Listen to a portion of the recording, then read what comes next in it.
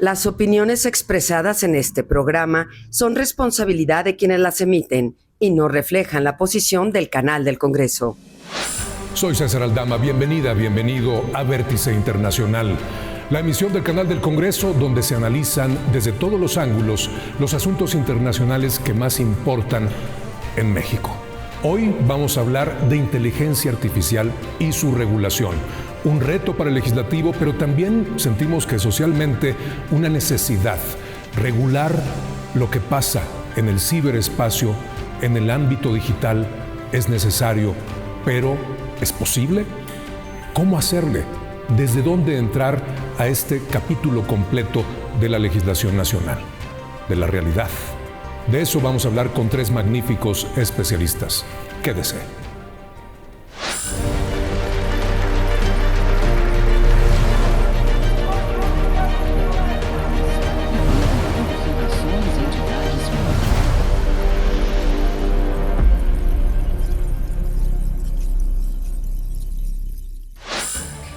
Hoy en día la inteligencia artificial está presente en buscadores, asistentes virtuales, aplicaciones médicas, sistemas financieros y redes sociales. Su capacidad para generar textos, imágenes, audio y video en cuestión de segundos ha transformado la manera en que las personas estudian, trabajan y se comunican. Sin embargo, la rapidez con la que evoluciona la tecnología también ha superado la capacidad de establecer reglas claras sobre su uso. Ante este escenario, Naciones Unidas creó en 2025 el Panel Científico Internacional Independiente sobre Inteligencia Artificial, integrado por 40 especialistas con el objetivo de proporcionar evidencia científica que ayude a los gobiernos a diseñar políticas públicas y establecer mecanismos de gobernanza capaces de garantizar que esta tecnología se utilice de forma segura, transparente y respetando los derechos humanos. Gracias por estar con nosotros en Vértice Internacional. Ya le decíamos, vamos a hablar de un tema que es de actualidad, sí, por supuesto, pero que también es parte ya de nuestro futuro. Futuro que podemos ver, que podemos incluso ya tocar y del que somos parte, nos guste o no. La inteligencia artificial está por todos lados y hay una necesidad de regular. ¿Cómo? ¿Cuánto? ¿Desde dónde? Bueno, de eso vamos a hablar y le voy a presentar a nuestros especialistas y les agradezco a los tres que nos acompañen. Está con nosotros Emilio Saldaña Pisu, analista en tecnologías de la información. Bienvenido. Gracias por la invitación, muy amable. Gracias a ti por estar acá. También, por supuesto, Luis González y González, Luis G.I.G., consultor y analista en inteligencia artificial. Bienvenido. Muchas gracias por la invitación. Y gracias también a Julio Vega, director general de Internet MX. Muchísimas gracias. Al contrario, bueno, vamos a entrarle de una vez porque es muy amplio y creo que son muchas cosas que abarcar. Pero hay una primera que ya es una discusión pública en nuestro país, que es regular inteligencia artificial, pero regular también el uso de redes sociales en menores. Son dos asuntos que se pueden abordar al mismo tiempo. ¿Al Congreso mexicano sí le va a dar para hacer las dos tareas o es una sola tarea? ¿Quién quiere empezar? Adelante, por favor. Gracias. A mí me parece que la protección de niñas, niños y adolescentes antecede incluso a la aparición pública, democratizada del uso de inteligencia artificial. La navegación de niñas, niños y adolescentes en Internet data ya de décadas incluso, y desde entonces hay iniciativas en México, desde luego, pero también en otras partes del mundo, para su propia protección. Es decir, me parece que esta discusión de nacimiento tiene que darse de maneras separadas, porque una tiene precedentes, insisto, de décadas, mientras otra apenas acaba de llegar, y es algo que tenemos que entender y digerir para poder empezar la discusión de la regulación. Aunque, hay que decirlo también, ya el Senado, por ejemplo, ha tenido varias mesas de análisis para poder regular la inteligencia artificial en diversos ámbitos de la vida cotidiana. Hay un precedente que me parece que hay que atender. Ok. Luis Pisu, ¿Qué opinan ustedes? ¿Si hay manera de entrarle a los dos? Creo que desde mi óptica, el tema de controles parentales, uso de menores, datos en ese sector, estamos hablando que abarcaría pues a un sector amplio de la sociedad y que es una gran oportunidad de empezar a tocar temas de cultura digital a nivel nacional y para el sector público que pues nos hacía muchísima falta. Nos hace falta, digamos que mucho entendimiento de ciberseguridad, buenas y malas prácticas. En la parte de inteligencia artificial estamos hablando que toca otro ángulo. Puede tocar el tema empresarial, puede tocar el tema de privacidad, puede tocar el tema de comercio, desarrollo, en fin. Así que desde mi óptica, si bien podrían ser partícipes del mismo campo semántico, sí están en polos que tocan otro tipo de necesidades. Desde mi óptica, el primero, controles parentales, ayuda a formar a la población para poder tomar mejores decisiones. El otro, estamos hablando de una situación que se mueve muy rápido porque parte de desarrollos y sobre todo también porque parte de cómo ahora actualmente gobiernos, empresas también van a estar haciendo negocios. ¿Qué dices tú, Pisu?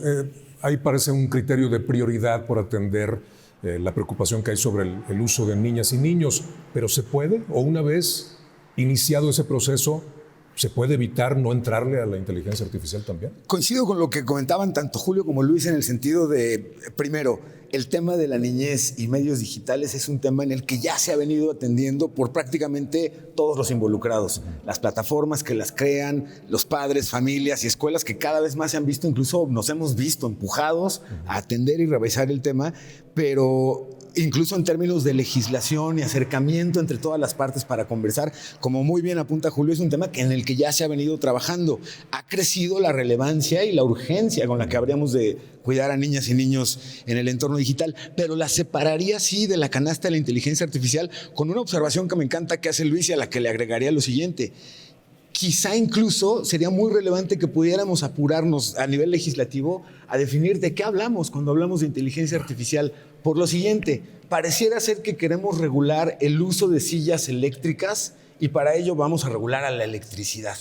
Y ahí podríamos caer en un error que es prácticamente incluso lo que ha generado mucha inquietud en general por parte de la comunidad, que escuchamos intenciones de legislar y lo que vemos es que hay campos de entendimiento muy amplios en donde podría prestarse a usos, digamos, no intencionales de la legislación que se pudiera crear, tanto a nivel negativo como incluso restrictivo en términos de México. ¿Qué queremos de México? Que sea un participante a nivel usuario o que sea un participante que construya inteligencia artificial. Eso requeriría de legislaciones distintas. A ver, además, tomando esto último que dices, en México sí tendríamos capacidad, legislar y regular significa también en algunos aspectos restringir. Claro. En México tendríamos capacidad de restringir o de imponerles reglas a estas grandes empresas tecnológicas y desarrolladores. ¿Tú qué dices? Me parece que tendríamos que hacer el intento. En México finalmente operan estas grandes empresas y hay que ser conscientes de que estas empresas operan también en otras jurisdicciones con reglas distintas. Y si en otras jurisdicciones con reglas distintas han podido adaptarse, ¿por qué no en México? Esa es una pregunta que creo que tendríamos que hacernos, siempre pensando en el beneficio del internauta mexicano. De ahí a poder ya plasmar una regulación específica para estas grandes empresas, me parece que ahí hay una brecha importante. Tendríamos que hacer una regulación que aplique para cualquier tipo de empresa, tanto las transnacionales como las nacionales, en donde, insisto, la regla fundamental, la génesis de la regulación, sea el interés por el bienestar del internauta. Pues es que, dicho, bueno, acá en el mundo legislativo usamos esa expresión para decir el bien tutelado, ¿no? Es decir, ¿qué es lo que hay en el centro, qué es lo que hay en medio cuando uno intenta hacer una ley? Pero, a ver, hablábamos antes de entrar al aire del lenguaje. O sea, en la ley o en la Constitución, si es el caso, algo tiene que decir como una definición para que se entienda qué es lo que estamos tratando de ponerle reglas o regular. Correcto. Entonces, ¿tenemos de dónde? Es decir, ¿qué debería decir la Constitución? Danos una idea de cómo lo ves tú, Luis. O una ley nueva para tratar de abarcar todos los aspectos de este que es un universo paralelo. Es complejo porque sí quizá el lugar común sería decir vamos a pensar en algo nuevo. pero estamos hablando de una tecnología que abarca cada uno de los sectores. Y que de pronto los propios analistas han dicho, por ejemplo, el empleo de ingeniero en prompting. Ya se ha decidido que no conviene eso. Mejor que todos sepamos de prompting. Ya hay agentes de IA que hacen los prompts para la IA. Así de simple. Entonces, en ese sentido, lo más lógico es más bien que el término permee a las distintas legislaciones. Ahora, un poco ampliando lo que decía Julio, se me hace como muy interesante porque quizá se puede regular a las empresas. Pero, por ejemplo, compañías como Microsoft ya lo han dicho de manera clara y explícita que los desarrolladores también tienen responsabilidad. ¿Y cuál es su responsabilidad? Si estoy haciendo un proyecto que quizá tenga un buen beneficio o un buen fin, también tengo que ponerme en el otro lado. Con esta misma tecnología que yo desarrollo, ¿cuál es el mal uso que se podría hacer? Es el caso típico del cuchillo. Ok, yo puedo hacer un cuchillo para pelar papas, pero ¿qué pasa si se usa para dañar a un tercero? Claro. Y en este sentido, también tendríamos que pensar en los usuarios. Con lo que acaba de pasar con la UNAM, estamos hablando de gente, de Juanes y Juanas de a pie, que estuvieron compartiendo resultados con un material que era de terceros, que no era de ellos. ¿Qué pasa en ese sentido? Entonces, por eso es que también creo que tiene que ser permeado en distintas áreas. Y para eso también tiene que ser vivido por nuestros propios legisladores. Claro, una aspiración, Pisu, es que se vea la inteligencia artificial, las redes sociales como herramientas. Eso los papás se lo solemos decir. Sí. Pero un martillo es una herramienta, pero acá estamos hablando de veras, yo así lo veo, una realidad alterna. Totalmente, es un set completo, no solo de herramientas, sino de procesos, sino de realidad, etcétera. Sí. ¿Cómo defines eso en una ley? Me encanta lo que comentas, porque precisamente de ahí la importancia de que México determine correctamente qué tipo de traje se va a poner en términos de inteligencia artificial. Y aunque podemos ser, por ejemplo, no solamente espectadores, podemos construir en términos de inteligencia artificial, no necesariamente estamos diciendo que vamos a ponernos al tú por tú con Anthropic y con OpenAI. No. Lo que sí es que México, por ejemplo, puede ser un gran instrumentador en términos de inteligencia artificial por la gran cantidad de mercados, en la gran cantidad de industrias que atiende y que tenemos mercados intermedios. Participamos, digamos, en la cadena productiva de muchas industrias globales y en ese sentido, que México tenga una regulación orientada a instrumentar correctamente, lo que decía Julio me parece puntualísimo, con la ventaja además de que si hoy una misma implementación requiere que en Chile se interprete de una forma y en México y en Argentina y en Estados Unidos se interprete distinto, hoy incluso la inteligencia artificial te prepara el contrato de acuerdo a lo que estás pactando, pero con las leyes locales aplicadas. Entonces, yo veo más bien que el camino es definir correctamente cuál es el rol de México.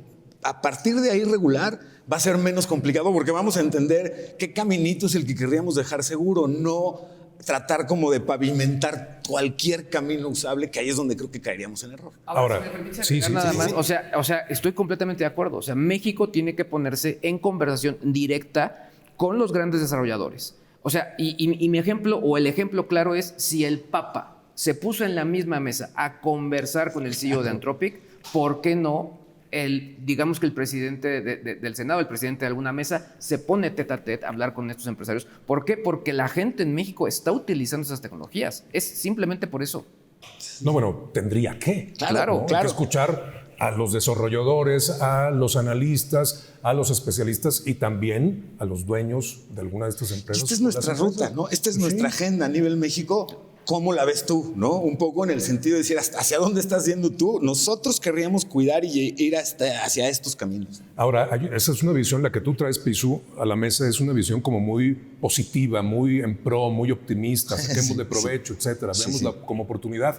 Pero hay un sector amplísimo de la sociedad mexicana que a lo mejor tiene que ver con el nivel de desarrollo y de comprensión de lo que implican estas tecnologías, que dice, no, a ver, esto me da miedo. La regulación para mí es prohibición, restricción, limitantes, etcétera. ¿Cómo conciliar eso, Julio? Bueno, primero, retomando lo que dice aquí Pisu, me parece fundamental el que asumamos nuestro rol como usuarios, desarrolladores, o qué va a hacer México en este ecosistema global de inteligencia artificial. Hay que reconocer que nosotros no tenemos a las empresas punta que están desarrollando inteligencia artificial, y en el momento actual, a partir de esa realidad, tenemos que proponer cualquier tipo de regulación, lo cual no quiere decir que claudiquemos en el intento de tener una industria propia, una industria nacional, donde ahí los estados tienen mucho que decir, para poder finalmente atraer capital, atraer empresas para que se instalen en diversos estados, para que las universidades sean estos semilleros de ingenieros que desarrollen. En fin, hay una serie, no nada más ingenieros, hablamos prácticamente de cualquier profesión actualmente, cualquier oficio incluso, que está ya inmerso en una realidad que involucra la inteligencia artificial. Ahora, definitivamente hay todavía brechas, y esas brechas van a seguir existiendo. Lamentablemente, y a partir incluso del surgimiento de Internet hace décadas, hoy día todavía tenemos una brecha digital en cuanto a conectividad, en cuanto a Internet. Claro. Lo mismo va a suceder con la inteligencia artificial. Lo que no nos podemos permitir es que la inteligencia artificial misma sea un motivo para ampliar esta brecha digital. El miedo puede ser una cosa, pero aquí lo que tenemos que combatir es la parte de capacitación. Deberíamos de tener planes actualizados tanto en universidades, incluso desde educación básica, para saber qué es la inteligencia artificial, cómo se usa y cómo sacarle un mejor provecho socialmente hablando. Bueno, pues ahí tenemos un primer conjunto de asuntos que analizar, pensando en la legislación, porque digo, estamos en el canal del Congreso y seguro están tomando algunas notas, y el tema son dos conversaciones separadas dentro del mismo grupo semántico, si quieren, pero la regulación de ella es una cosa, y redes sociales y su uso en menores puede ser un capítulo o un libro dentro de la ley, si es que habláramos de una ley general. Pero ahora que volvamos del corte, quisiera que entráramos a hacer un poquito un ejercicio de derecho comparado. Es decir, de los dos asuntos se ha hablado ya y hay avances claros en otras partes del mundo. ¿Cuáles de esos, de acuerdo a esas diferentes realidades, pudiéramos estar importando para el caso mexicano? ¿Les parece bien que hablemos de eso cuando volvamos? Claro. Sí, muy bien. Bueno, no se vaya, por favor, quédese en Vértice Internacional. Regresamos. La inteligencia artificial está transformando el empleo, pero eso no significa que los trabajos desaparezcan. El Instituto Global McKinsey estima que el 59% de las horas de trabajo que hoy se realizan en México podrían automatizarse. Esto representa la mayor oportunidad de automatización de América Latina, con un valor económico anual estimado en $204 mil millones para el 2030. Sin embargo, el reto consiste en preparar a la fuerza laboral para esta transición. Aunque el 80% de las habilidades humanas seguirá siendo indispensable, será necesario fortalecer competencias en el uso de la inteligencia artificial.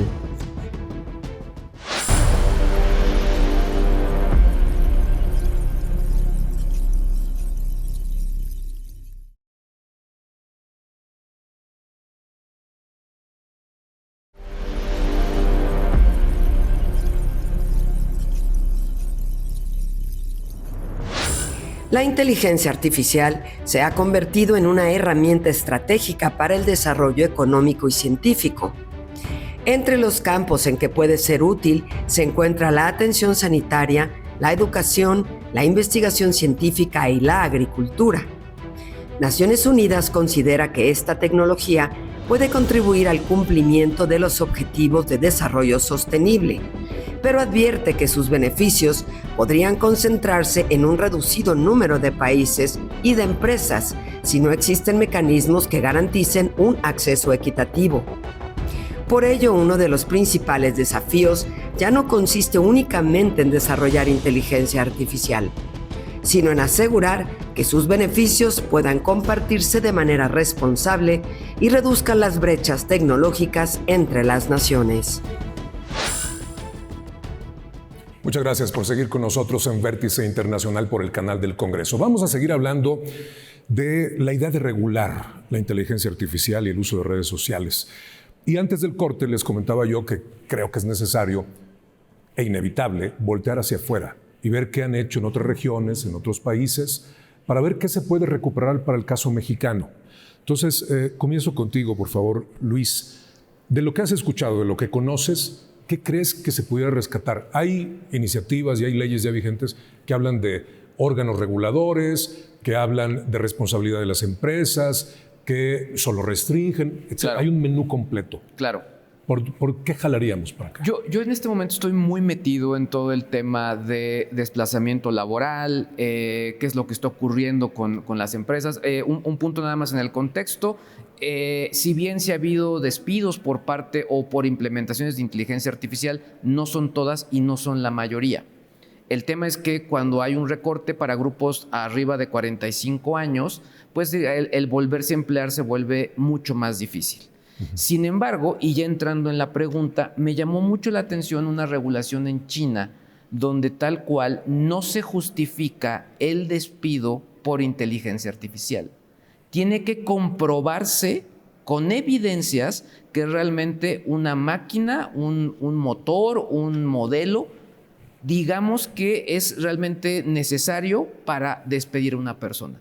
Entonces, me llamó la atención porque en el contexto estamos hablando de uno de los gobiernos que históricamente pues no estamos como muy atentos a qué está pasando en cuanto a legislación y ellos ya traen eso sobre la mesa. Otro detalle que también se me hace muy importante y que yo lo he mencionado desde hace al menos 2 años es que se habla mucho desde el Foro Económico Mundial, el tema de los deepfakes, la desinformación, etcétera. Y ya por primera vez, hace algunos días, ya en el Congreso Europeo, ya se puso sobre la mesa la regulación con respecto a deepfakes. Yo lo he llamado la regulación contra el hiperrealismo, el cual podría fincar las bases para muchos temas que tienen que ver con ciberseguridad. Creo también que sería muy importante entender, o sea, creo que el modelo de Estados Unidos con el modelo europeo, los dos tienen cosas muy interesantes porque promueven desarrollo, promueven economías y por otro lado son más precavidos y como que hay una disyuntiva en las empresas. Yo creo que podríamos tomar lo mejor de los dos mundos porque también sí creo que las universidades en México están haciendo buenos desarrollos, hay gente que está haciendo muy buenas cosas y creo que también es un área de oportunidad que podríamos aprovechar en el país. Por lo tanto, creo que podríamos tener en cuenta un marco de ética donde sí, como les mencionaba, el desarrollador también se ponga en el marco de qué es lo malo que puede pasar con su desarrollo, pero sobre todo para poder fincar las bases, no para limitar el desarrollo, no, todo lo contrario, es para que tenga la autoridad, el entendimiento de, ok, eso está muy bueno, pero podría pasar esto, no lo vamos a limitar, pero ya levantamos las antenas porque alguien podría utilizar esto. Entonces, son como los 3 ejes que yo he pensado. Bueno, son buenas recomendaciones, ahí vayan anotando, pero Pisu, tú nos hablabas en el bloque anterior de lo importante que es ubicarse, es decir, desde dónde voy a estar abordando el problema. Julio también lo retomaba. Pensando en eso, y lo que acaba de comentar en los casos de China, Luis, a ver, en Estados Unidos, por ejemplo, que es nuestro vecino y con el cual tenemos una relación íntima, indisoluble, histórica y a futuro permanente, la verdad. Allá se enfocaron desde los niños, restrictiva, Kids Act, le llamaron. Y ellos sí tienen el poder o de promover o de restringir a las grandes tecnológicas, o por lo menos tienen más poder que otros países y otras regiones. En tu experiencia, ¿qué es lo que podríamos estar recuperando? ¿Qué es lo que más nos conviene? Yo sé que tú eres optimista y quisieras que lo aprovecháramos. Sí. Pero viendo de otra perspectiva, ¿qué podemos jalar de ejemplos internacionales? Hay varias cosas que me llaman mucho la atención. La primera es que en todos los casos hay 2 carreras o 2 caminos que tienen rutas que ya conocemos. Una es que la velocidad con la que el legislativo o en cualquier parte del mundo pretende reaccionar cuando hablamos de tecnología es una carrera perdida si pretenden ir a la par. Han encontrado varios gobiernos buen camino cuando deciden sentarse con los principales responsables del uso y de la producción de estas tecnologías e ir acompañando. Incluso lo hemos visto, en los mismos gobiernos a nivel mundial pasaron del no sé ni qué está pasando y de repente ya vi que el derecho de autor y las descargas se habían convertido en un problema. Después, cuando vinieron, por ejemplo, las criptomonedas, los gobiernos a nivel mundial dijeron, a ver, espérame, si hay dinero, me gustaría irme informando y a ver, vénganme y platíquenme. Y hoy con la inteligencia artificial hemos visto que en general los gobiernos han dicho, ya me empezó a quedar claro desde el principio que esto va a cambiar la cosa y pasaron de ser un espectador pasivo a ser hoy un actor que está literalmente pidiéndole a quienes hacen inteligencia artificial que vengan de la mano. Pero hemos visto también un proceso interesante. En términos laborales, estamos viviendo las borracheras y las crudas de la novedad tecnológica, porque primero pensamos nos van a quitar y reemplazar y nos van a tirar a la basura. Después hemos visto empresas que lo hicieron y metieron reversa y contratar gente para reparar lo que echó a perder una inteligencia artificial incipiente en términos formales operativos, pues les está costando mucho dinero. Hoy, por ejemplo, estamos viendo que aunque la amenaza de desplazo laboral es tan grande que se comienza a legislar como para regular, ¿qué maña está encontrando una empresa para cortar gente a cambio de una inteligencia artificial? Pero hoy también estamos viendo algo que me llama mucho la atención. Comienza a entenderse la inteligencia artificial, uno, como una herramienta que debería de empoderar a los actuales empleados en sus puestos laborales, y la otra que me llama también muchísimo la atención, ¿cuánto tenemos que revisar las leyes laborales para, por ejemplo, retasar correctamente cómo vas a retribuir a un empleado al que estás obligando a entrenar una inteligencia artificial en áreas clave, por ejemplo, como servicio de atención al cliente, soporte técnico, en el que gente que tiene muchos años en tu empresa y conoce bien tu producto, tiene un nivel de asertividad cuando da soporte espectacular. Y hoy el costo de transferencia de ese conocimiento no está tasado, y si bien les van a pagar las horas extras, y creo que me vi particularmente positivo, exageré de positivo. No, pero además tienes una perspectiva de derechos. Tú estás hablando desde la protección de los derechos de quienes padecen o tienen que vivir dentro de las consecuencias de las decisiones en inteligencia artificial. Y con un detalle adicional, con esto cierro. Acaba de publicar hace unas semanas Microsoft junto con LinkedIn un estudio en el cual lo que están encontrando es, uno, las empresas sí ya esperan que la gente lleguemos con ciertas habilidades en términos de uso de inteligencia artificial, ya empiezan a esperarlo, pero también a cambio lo que están observando es que valores como la ética, la moral, el espíritu de servicio, el criterio para aplicar una norma o regla o no, son diferenciadores que cuando los acercan con la inteligencia artificial todavía suena poético o romántico, pero empiezan a ver que es verdad, que va a ser muy difícil que una inteligencia artificial, por sofisticada que sea, pueda igualarnos en estos valores, ética, moral, principios, ¿no? Entonces hay buena perspectiva. Humanidad en una palabra. Totalmente, exactamente. A ver, Julio, por favor, el derecho siempre va detrás de los avances sociales. En tecnología, pues ni te cuento, ya Piso nos lo mencionaba. Yo les decía antes que Oscar Wilde en el retrato de Dorian Gray usa una frase que me gusta mucho y es: definir es limitar. Sin embargo, si lo vas a poner en una ley o en la Constitución, hay que definirlo, hay que usar palabras y establecerlo allí. ¿Dónde pondrías tú esta regulación? ¿Sería una ley nueva? ¿Le entramos a la Constitución? ¿Basta con darle facultades al Congreso en la materia en el 73? ¿Dónde lo pondrías? ¿Por dónde empezamos? Yo te diría en todas y en ninguna. ¿Por qué? ¿Por qué en todas? Porque primero que nada tenemos que retomar este punto. Hay que definirnos qué queremos ser como país en el ecosistema de inteligencia artificial internacional. A partir de ahí es que tenemos que buscar las mejores herramientas de regulación, pero al mismo tiempo también tenemos que ser imaginativos de cómo traer nuevas formas de regular. Y voy a aprovechar que está aquí Pisu porque fue una travesura que nos echamos Pisu y yo con otros cómplices por ahí en algún momento. Sí. De repente, cuando teníamos material en internet que no estaba debidamente protegido en ningún término y que la gente lo descargaba y de repente lo comercializaba cuando no lo podía comercializar porque había sido pagado con recursos públicos, etcétera, se aplicaron los criterios de Creative Commons, por ejemplo, que nace justamente como un mecanismo para ayudar a hacer una regulación, una autorregulación que incluso se aplicó para entidades públicas. Entonces, tenemos que salirnos de la caja tradicional de la regulación para poder también ser imaginativos y traer otras herramientas, otras experiencias. Pero además de eso, y lo platicábamos hace poco, hace unos minutos, pues, tenemos también que irnos a la dicotomía del control epictética. Estamos esperando a que los reguladores, a que los legisladores propiamente, legisladoras y legisladores, nos den algo, nos brinden una guía, cuando la realidad es que La normativa puede surgir al interior de las empresas, o debe, no solamente puede, debe, para con sus empleados, para con sus directivos, para con sus accionistas incluso. Puede o debe surgir al interior de las universidades, y lo que platicamos también, puede y debe surgir al interior de los propios partidos políticos, que son la fuente de donde emanan las y los legisladores. ¿Los partidos políticos tienen reglas para esto?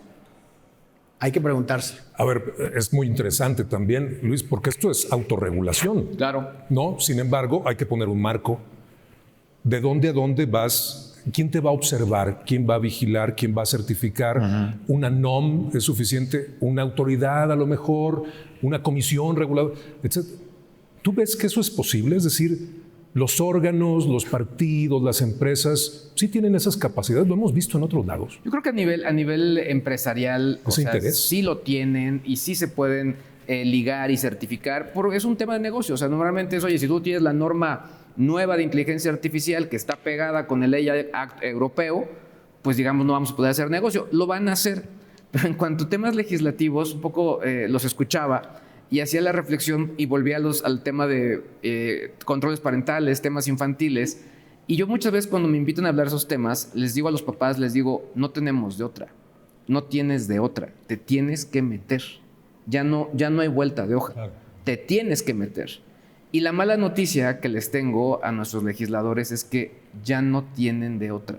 Entiendo que tradicionalmente hemos ido atrás, pero es que esto se ha movido tan rápido, de una manera tan impresionante y con afectaciones realmente, pues, digamos que cruzan la ficción.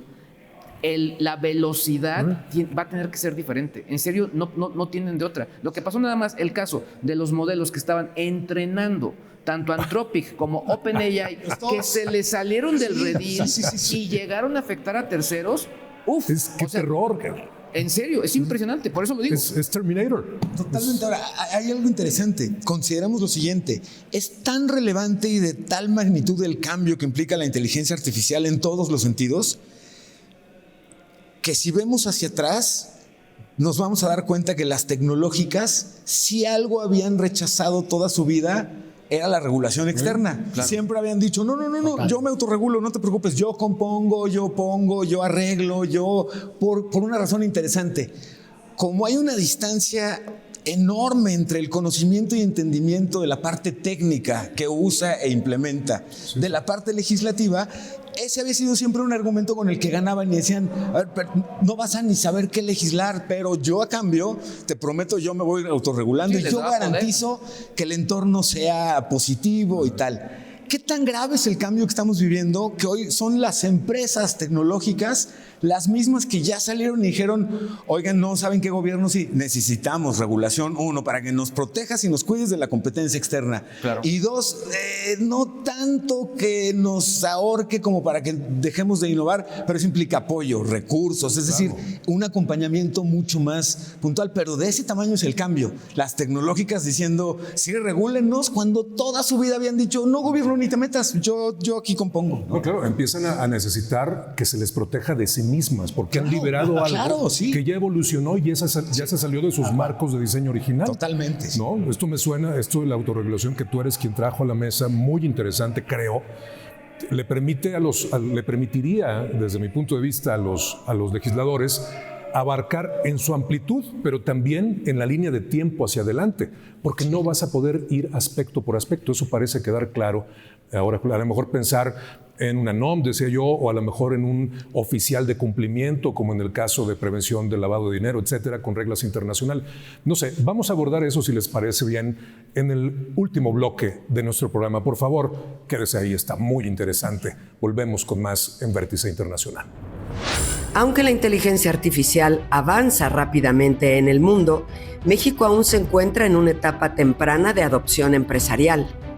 De acuerdo con el estudio de inteligencia artificial en México, de la promesa al impacto económico, solo el 8% de las empresas mexicanas con más de 10 empleados utiliza herramientas de inteligencia artificial, muy por debajo del promedio de la Organización para la Cooperación y el Desarrollo Económicos, que alcanza el 20.1%. El mismo estudio identifica 6 problemas que frenan su expansión: la falta de una estrategia nacional, limitaciones en infraestructura digital, escasez de talento especializado, dificultades para acceder a datos de calidad, baja inversión en innovación y debilidades en ciberseguridad.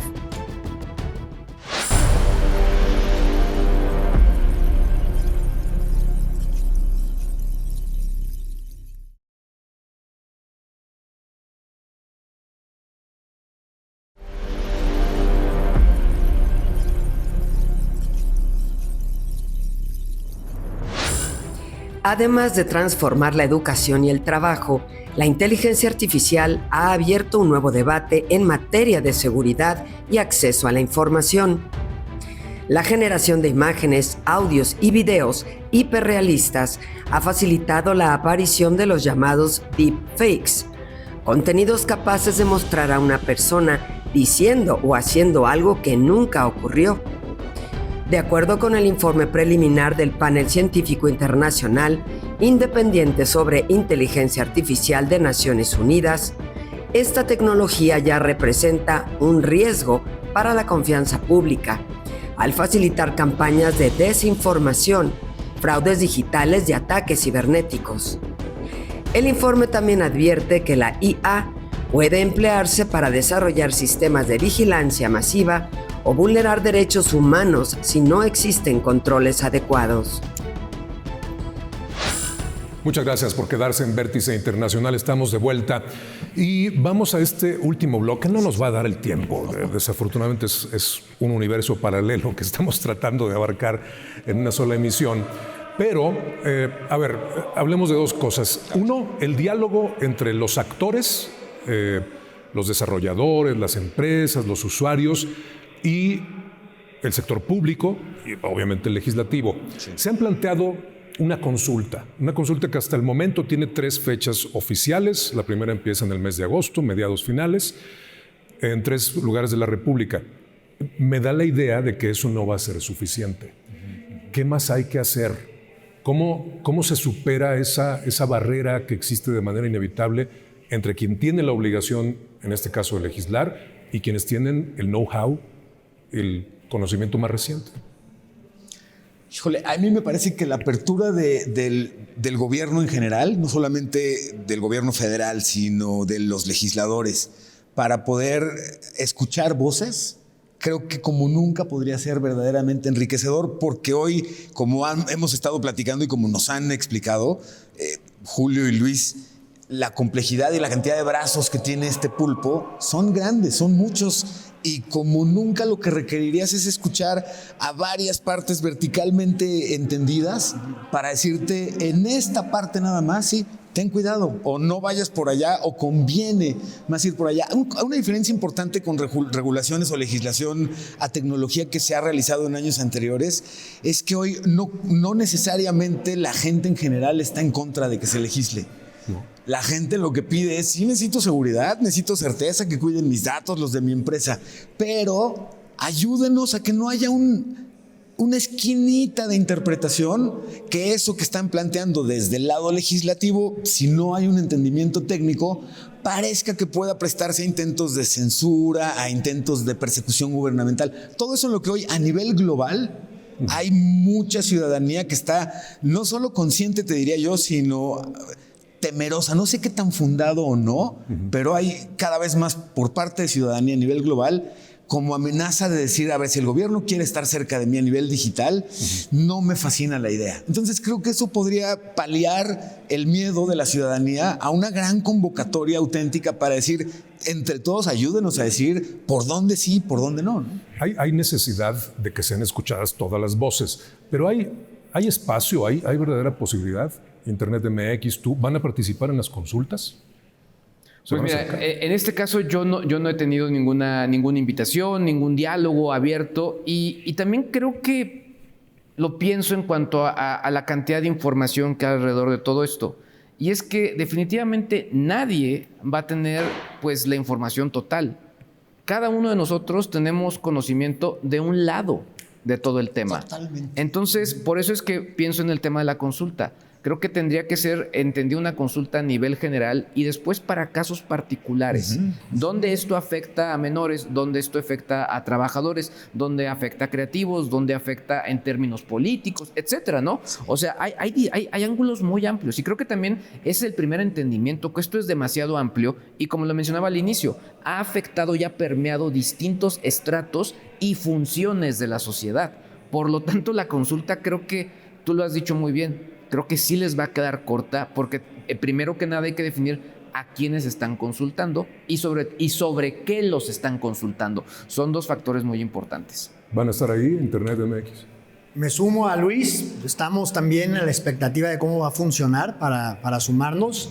Ahora bien, primero que nada, no creo que haya un número determinado. Hoy son 3, pero 5 son buenas, o 10, con 10 son suficientes. Al ser esta una discusión transversal, me parece que es una discusión que va a permanecer en el tiempo. No se va a agotar en 3 sesiones, pero tampoco en 10. Entonces hay que estar ahí. Otro punto muy importante es no tirar a la basura lo que ya se ha hecho. La comisión, para reducir el nombre, la comisión de IA del Senado ha hecho muchos foros, ha invitado mucha gente y creo que ese trabajo habría que retomarlo. También es un punto, y otras comisiones también han hecho ejercicios similares dentro del Senado y dentro de la Cámara de Diputados. Otro punto es el viaje en el tiempo.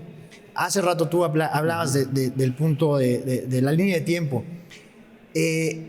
Esto puede llegar a ser un déjà vu para quienes estuvimos en la regulación de la protección de datos personales en posesión de los particulares. ¿A dónde volteamos a ver? Estados Unidos, a Europa.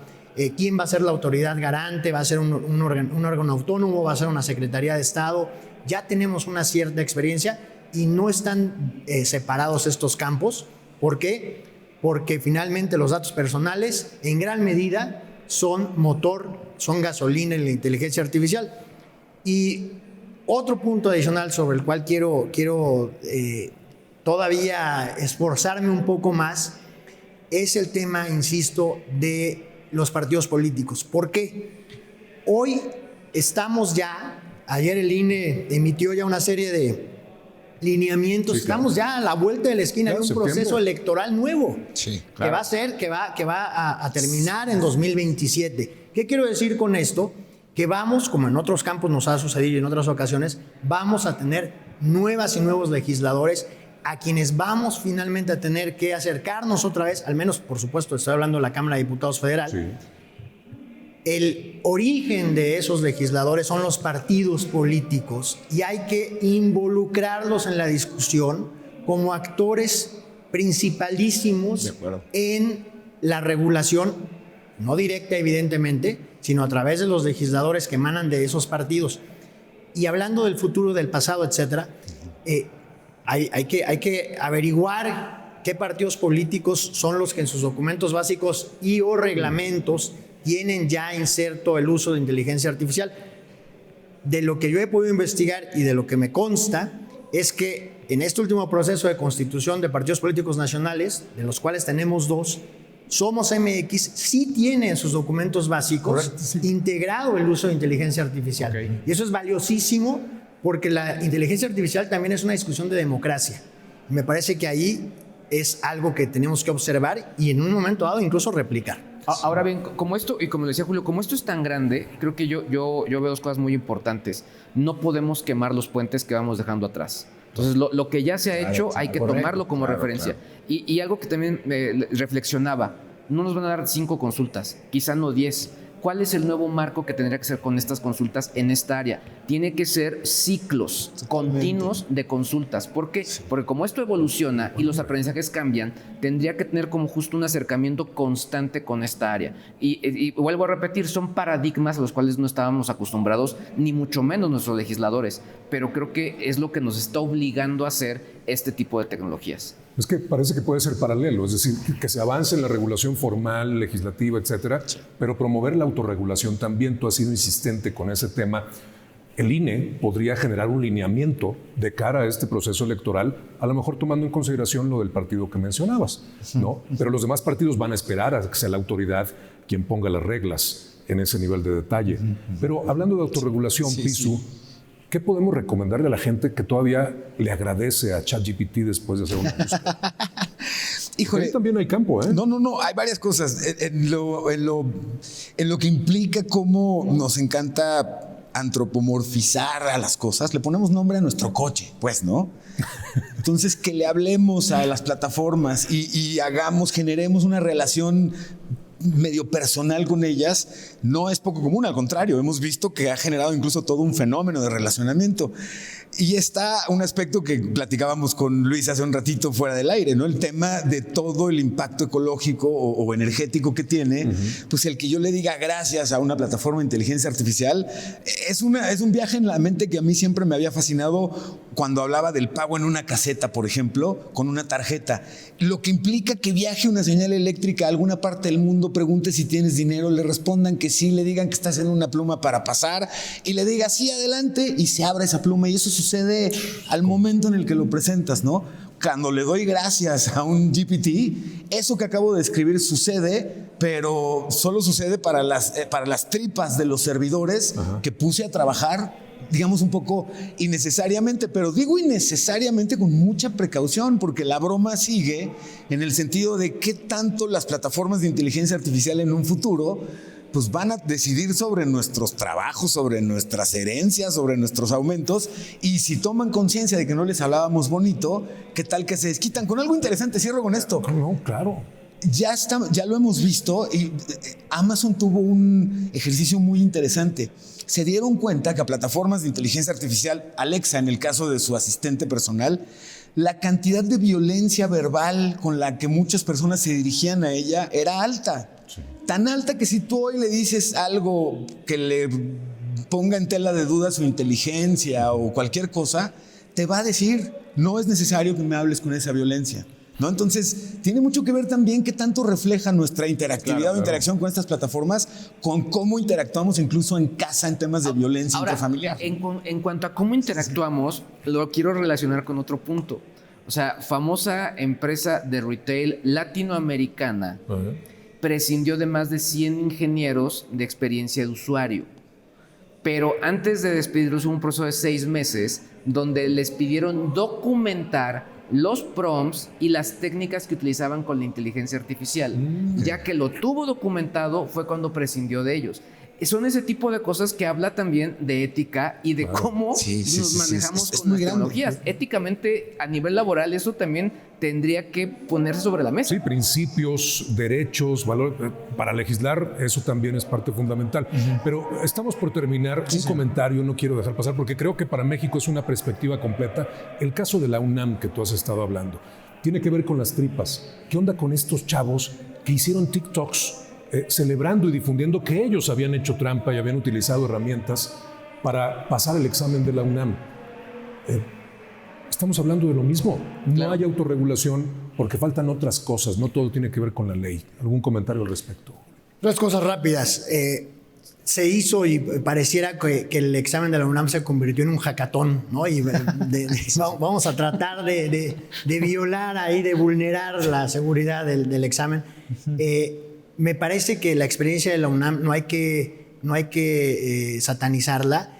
Es una experiencia que como personas y como empresas y como entidades, personas morales, vamos a tener finalmente ahí descalabros en algún momento de la historia de nuestro uso de la inteligencia artificial. Y hablando de la UNAM y retomándolo con los temas de ecología, hay que a las mesas, tal vez no van a ser suficientes, pero a cualquier tipo de diálogo que surja, tenemos que invitar a los expertos en ecología, en sustentabilidad. Ellos tienen que estar involucrados también en esto. Hay un instituto en Morelia de la UNAM que atiende estos temas. Hay que involucrarlos también porque si no cuidamos eso, va a ser realmente muy lastimoso que el día de mañana por usar inteligencia artificial tengamos desastres ecológicos o de sustentabilidad que no podamos luego remediar de ninguna manera. Claro, eso. El uso de la tecnología jamás va a poder justificar no hacer las cosas correctamente. Hacer trampa apoyado por tecnología no los hizo más hábiles, no los hizo más inteligentes, no los hizo más cool, pero sí lo que sí es que nos da cuenta y que es un buen termómetro en cómo reaccionamos una sociedad cuando tenemos más tecnología. Y cuando vemos que reaccionamos en modo, puedo vencer la ley más fácilmente, creo que la atención no está tanto en el examen y en la inteligencia artificial, sino en las personas y en la sociedad que estamos presentando eso. Déjame rápidamente compartirles. Por favor. Hace unos días escuché una analogía que me encantó y que hoy en el programa me parece que es completamente ad hoc. Tenemos y conversar con los legisladores, con el gobierno y las personas sobre inteligencia artificial y sobre la tecnología hoy significa sentarnos a esta analogía del elefante blanco. Pero cambiemos la analogía por un alebrije, lo que implica que un alebrije tiene patas de lagarto, cola de pez, cabeza de elefante, ¿no? Bueno, la inteligencia artificial hoy es un alebrije en el cual cada una de las partes significa derechos de autor, seguridad de las personas, estabilidad laboral, todo lo que implica, tantas cosas que implica la inteligencia artificial. ¿Cómo definimos en conjunto? Creo que es el reto. ¿Cuál es el alebrije que tenemos sentados frente a la mesa y de qué está conformada cada una de sus partes para empezar a poderlas atender? Pero me gustó mucho la analogía porque además es muy mexicana, entonces... Sí, sin duda. Hay que buen apropiarnos de los retos también. Claro. Desde mi óptica, dos cosas. La primera es que para todas las empresas privadas que hacen proyectos de tecnología o aquellas que compran proyectos de tecnología, el punto de dolor clave es la implementación. El llegar a implementar todo realmente es el reto. Y creo que este caso del UNAM, sin satanizar, es un gran ejemplo de lo que tenemos que cubrir al momento de implementar este tipo de tecnologías. Tiene que haber observabilidad, tiene que haber cuidados, tiene que haber versiones, tiene que haber entender todo el ecosistema y hay que cuidar cada uno de estos sectores. Y el segundo, creo que tiene que ver con el tema de la ética. Completamente estoy en contra de todos aquellos que compartieron, pero habla mucho de también nuestra relación con la tecnología y cómo la usamos para bien y para mal. Sí. Por eso es que podamos estar de acuerdo o no con lo que vaya a compartir una vez a la semana Mario Delgado y el equipo de la Secretaría de Educación Pública, es súper importante que estén ahí y que estén tocando estos temas porque tradicionalmente no se tocaban y es importante ponerlo sobre la mesa para que lo podamos discutir y para que obviamente se pueda adoptar mejor. Claro, no, ¿y cómo vamos a satanizar a la UNAM, mi querida universidad? No, Oye, hay que decir que es un caso de estudio, eso totalmente. Hay algo que es importante decir, el consejo técnico que integraron para la revisión del caso, déjame expresarlo de la manera más coloquial posible. Es tan bueno que no lo querrías revisando tu tesis si no la hiciste correctamente, ¿no? Hay gente muy reconocida en distintos campos de la educación hasta la tecnología que es un mensaje, me parece, de que lo tomaron con mucha seriedad. Sin duda. Y de cómo salga la UNAM, vamos a tener ejemplos y cosas de qué hablar en positivo. Es una gran experiencia al final. Muchas gracias, Luis G.I.G. Gracias. Emilio Saldaña Pisu, gracias. Julio Vega. Siempre bienvenidos y muchas gracias. Estoy seguro que vamos a volver a verlos por acá. Y ojalá usted también le veamos por acá en el canal del Congreso. Gracias por su atención a Vértice Internacional. Hasta la próxima. La inteligencia artificial está cambiando el perfil del talento que buscan las empresas. El barómetro de la IA en el mundo laboral, elaborado por PwC, analizó 1,000 millones de ofertas de empleo alrededor del mundo para medir cómo la inteligencia artificial transforma empleos, salarios y habilidades. Los resultados revelaron que durante 2025, las vacantes laborales relacionadas con inteligencia artificial en México se duplicaron al pasar de 33,000 a 68,000 ofertas de empleo. Además, los puestos que requieren habilidades en inteligencia artificial alcanzaron el 1.7% del total de vacantes, reflejando una creciente demanda de perfiles capaces de integrar estas herramientas en diferentes sectores, principalmente en áreas de tecnología, medios y telecomunicaciones.